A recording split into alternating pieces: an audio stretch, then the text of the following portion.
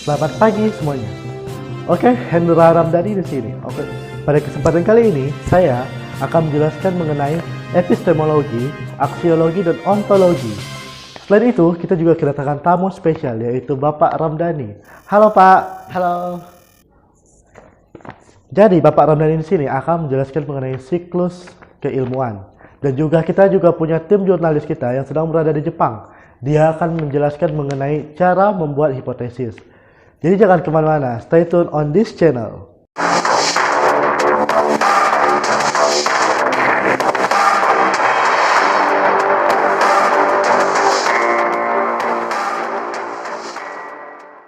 Baiklah semuanya, semua pengetahuan manusia pada dasarnya memiliki 3 landasan utama.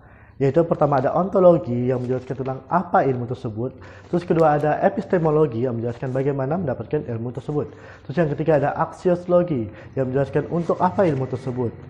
Nah, perbedaannya itu terletak pada material dan bagaimana pengembangan dan penggunaan oleh manusia tersebut.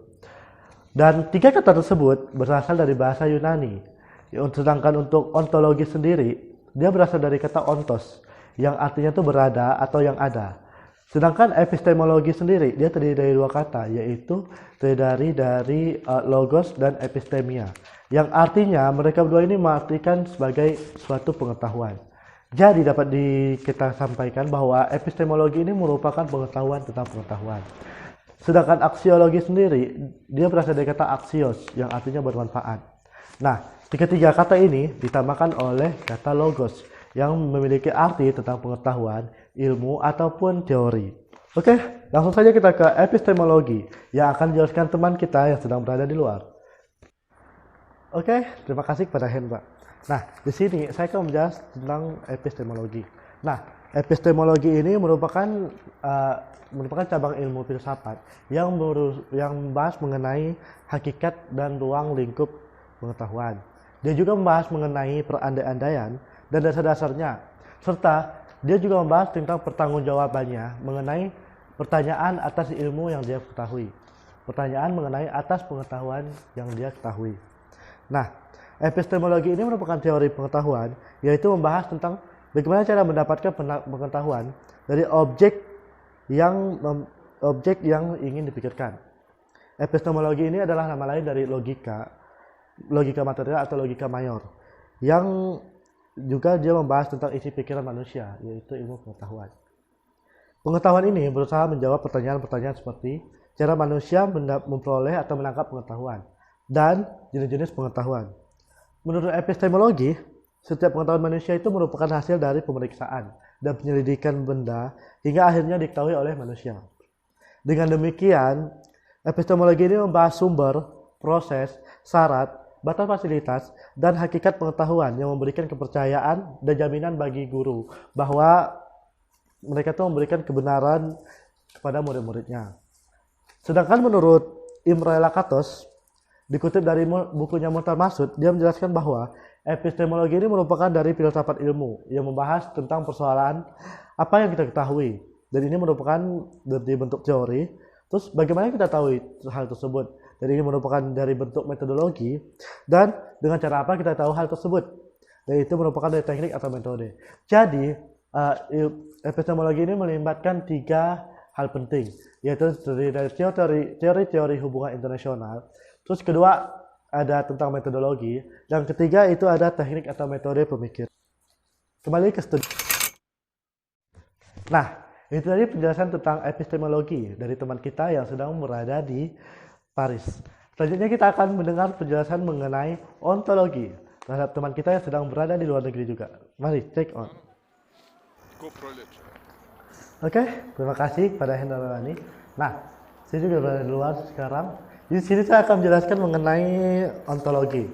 Nah, menurut istilah ontologi ini merupakan ilmu hakikat yang menyelidiki alam nyata ini dan bagaimana keadaannya sebenarnya.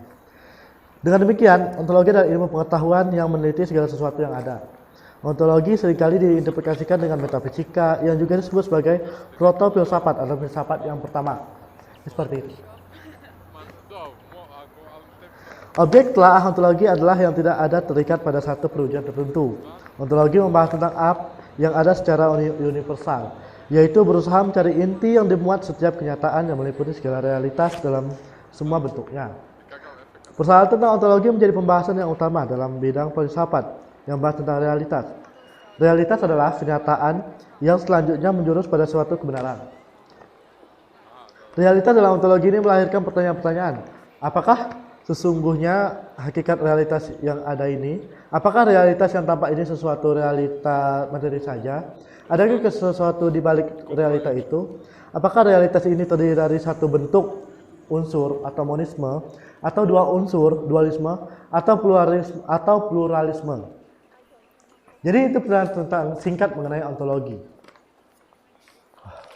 Kembali ke studio, bye. Oke, itu tadi penjelasan tentang ontologi. Selanjutnya kita akan mendengar penjelasan tentang aksiologi. Mari kita sambung ke teman kita juga yang sedang berada di luar.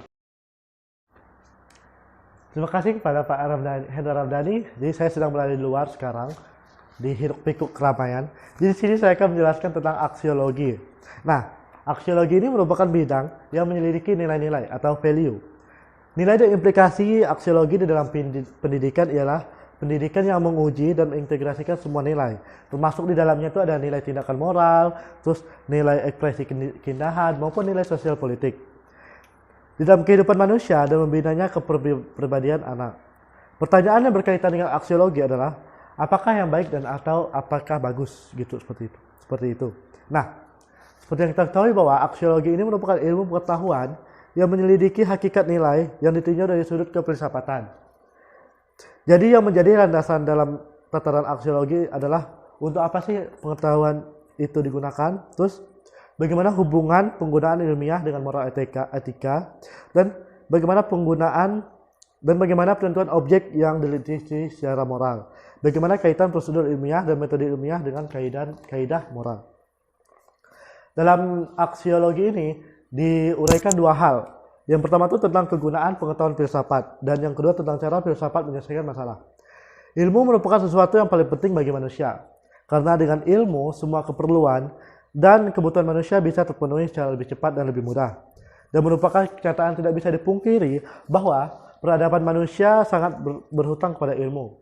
Singkatnya, ilmu merupakan sarana untuk mencapai tujuan hidupnya. Untuk mengetahui kegunaan filsafat, kita dapat memulainya dengan melihat filsafat sebagai tiga hal. Pertama, filsafat sebagai kumpulan teori filsafat. Kedua, filsafat sebagai metode pemecahan masalah. Dan ketiga, filsafat sebagai pandangan hidup, philosophy of life. Mengetahui teori-teori filsafat amat perlu karena dunia dibentuk oleh teori-teori tersebut. Nah, seperti yang kita ketahui bahwa aksiologi ini merupakan suatu bidang yang menyelesaikan tentang nilai-nilai value, seperti itu. Nah, jadi hanya segitu yang bisa saya sampaikan. Kembali ke studio. Terima kasih atas materinya. Selanjutnya kita akan mendengarkan tentang siklus keilmuan yang akan dijelaskan oleh Pak Ramdhani. Hai Pak, apakah Bapak sudah siap untuk menjelaskan materinya? Oke, untuk siklus keilmuan akan dijelaskan oleh Pak Ramdhani. Pada Pak Ramdhani kami persilakan. Nah, pengetahuan ini merupakan bagian dari filsafat ilmu. Pengetahuan ini ada sejak adanya peradaban manusia dan berkembang pesat sesuai dengan budayanya. Nah, pengetahuan ini lahir dari sebuah aktivitas, di mana aktivitas ini akan memerlukan suatu metode, dan metode ini akan menghasilkan suatu pengetahuan atau ilmu. Nah, ibaratnya seperti ini. Dia ada suatu aktivitas dia tujuannya apa? Dengan melakukan pengetahuan. Aktivitasnya didasari dengan pengetahuan, dan dengan berbagai macam metode dia akan menghasilkan suatu ilmu. Nah, ilmu dan pengetahuan di sini sendiri tidak dapat dipisahkan. Jadi seperti itu. Nah, dapat disimpulkan seperti ini.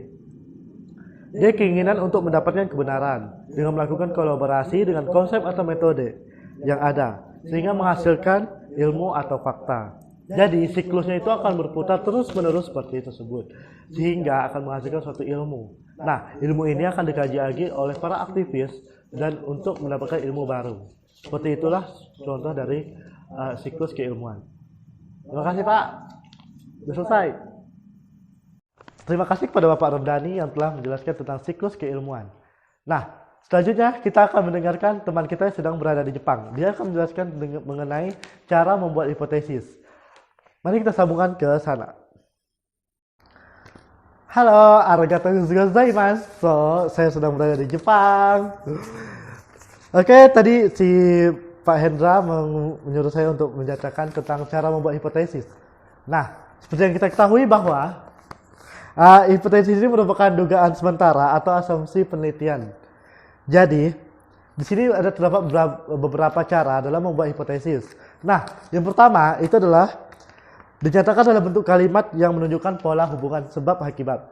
Jadi dalam hipotesis ini kita harus menunjukkan bagaimana sih apa sih hubungannya sebab dan akibat dari permasalahan yang kita teliti. Terus yang kedua itu adalah dilandasi dengan argumentasi dan dilengkapi dengan teori yang digunakan.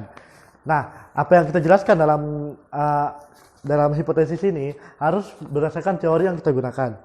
Terus ketiga itu dapat diuji.